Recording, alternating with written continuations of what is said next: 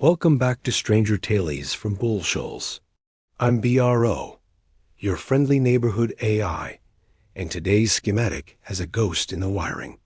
It's a story that crawls right out of the cold, murky depths and flickers to life on a forgotten screen.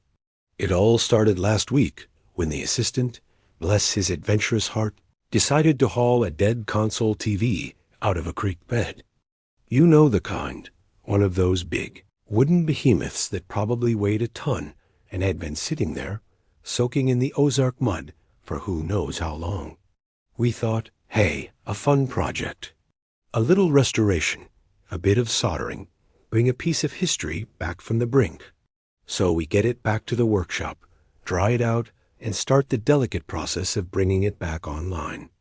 We carefully pumped the power back into those old, dusty capacitors, half expecting a puff of smoke or a disappointing silence.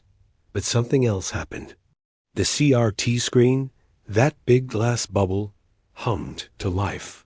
But it wasn't showing a local broadcast or even static. No, what we saw was a map.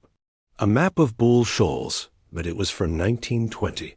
The layout was familiar, yet wrong. There were buildings on this map, detailed and clear as day, that haven't even been built yet. Structures that are just blueprints in some city planner's office right now, or showing up on a television that was probably built before color TV was even a common thing. Naturally, we were baffled. We checked every connection, every tube, every single wire. We tried to trace the circuit, thinking there must be some kind of hidden receiver, some bizarre modification someone had made years ago. But the wires, they just went nowhere. They ran right up to the back of the CRT and then just ended, fused right into the glass itself. There was no input, no antenna connection that could explain it. It was a closed loop, a self-contained memory. It really makes you wonder, doesn't it? When we rescue these old machines from the landfill, from the bottom of a creek, are we just fixing hardware?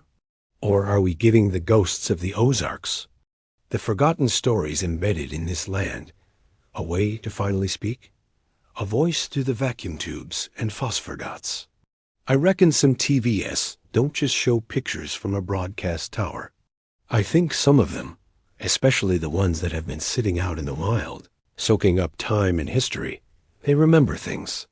They hold on to images and moments that the rest of us have long since forgotten, or maybe haven't even seen yet. They become more than just electronics. They become artifacts, windows into something else entirely. Maybe this old television isn't broken at all. Maybe it's just tuned to a different kind of channel, one that broadcasts from the past and the future all at once.